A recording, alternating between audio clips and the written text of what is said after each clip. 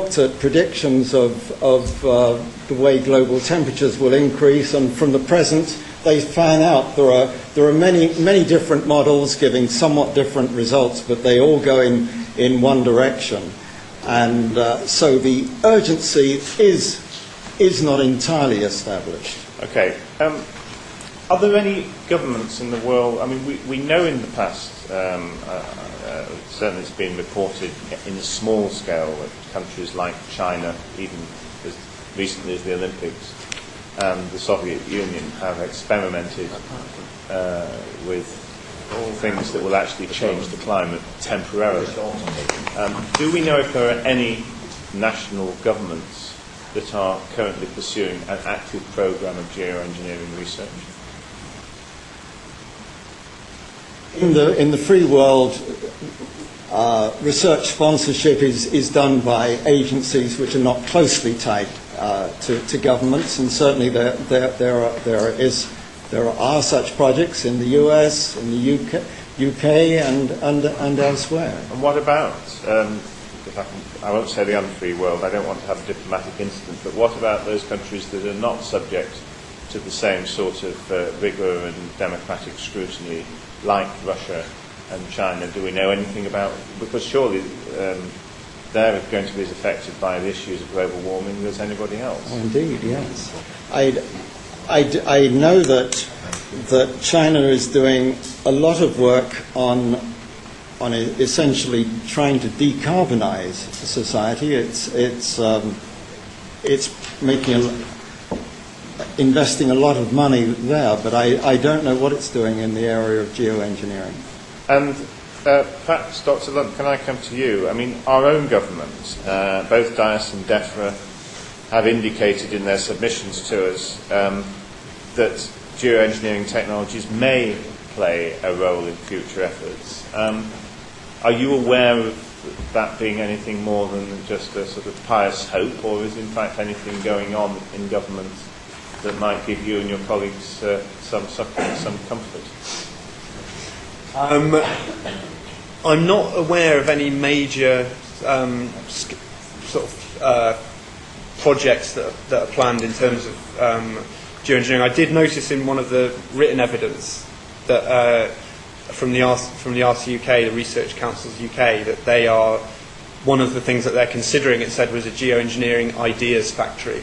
But I don't know any more than just having seen that. Okay. I mean, I asked that question because, I mean, the history of science is, so far as I can see, never just a question of top-down, and it's certainly never just a question of bottom-up. It's a question of an interrelationship between those two things. And isn't it the case that if you expect to get your ideas seriously on the public agenda, that those people who are in support of geoengineering research have got to put their head above the parapet a bit more, have got to get things out more into the public arena and get a major public debate going. I mean, Professor Launder, is there any evidence that you've got that critical mass to do that?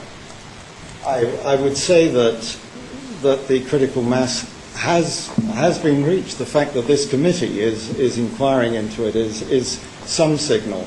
The Royal Society took upon itself to publish a special issue of the Philosophical Transactions devoted to this subject. The Royal Society is currently developing independently of that a position on geoengineering. It will be producing a paper, I believe, next year on this. So how are people in this area communicating all of this with policymakers? I mean, we had Sir John Beddington before us recently. I mean, what are you doing to get the ear of people like him in government? I have to say I don't know, but I'm sure. I'm sure that you see the point that I'm making. You know, I mean, you're coming along here today, both of you, with saying, you know, that this is in its infancy, but we've got some interesting ideas to be taken forward.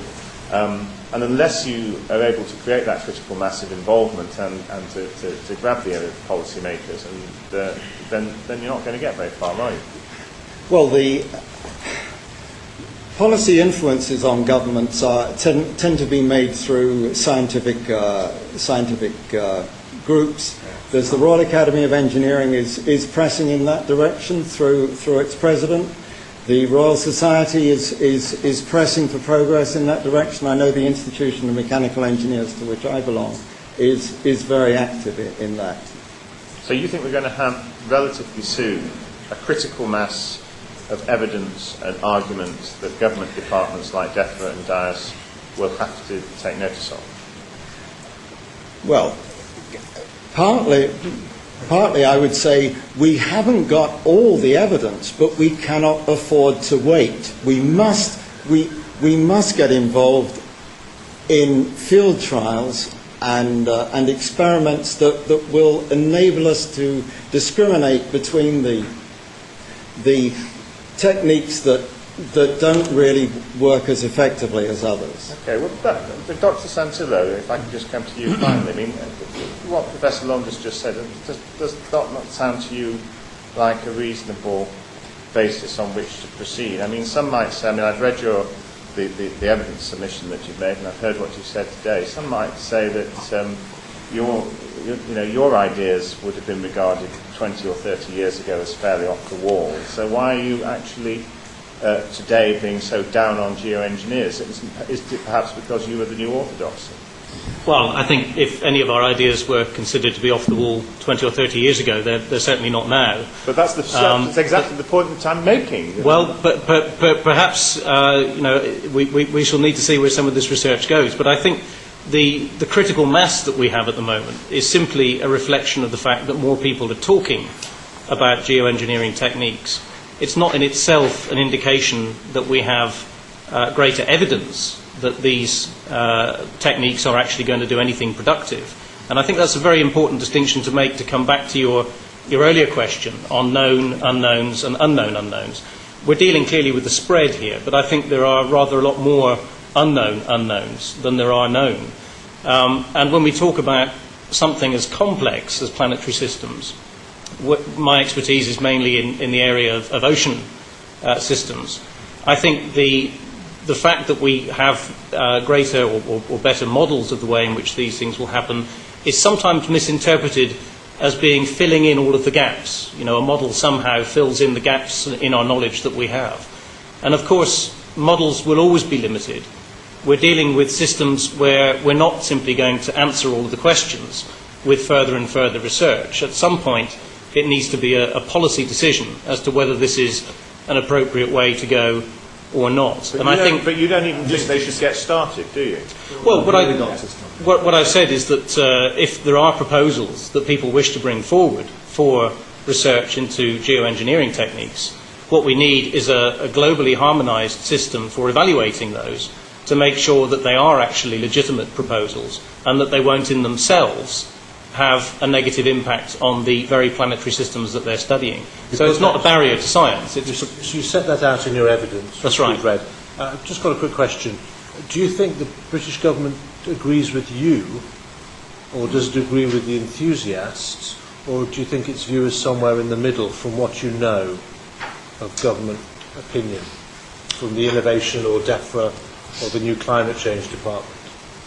I think it's difficult to say. I suspect that the view is somewhere in the middle.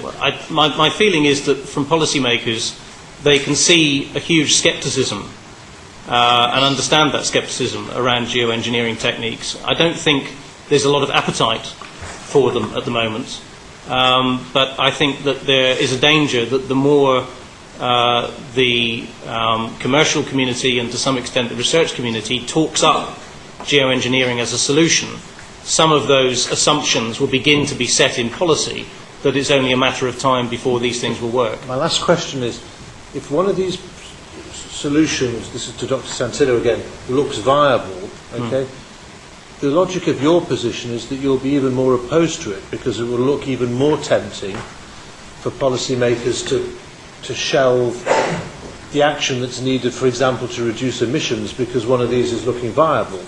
So actually you have an interest in this not working. No, not at all. No, I mean the position that we put forward is that at this point given the huge uncertainties and unknowns regarding even the effectiveness of some of these proposals, that at this point, none of them are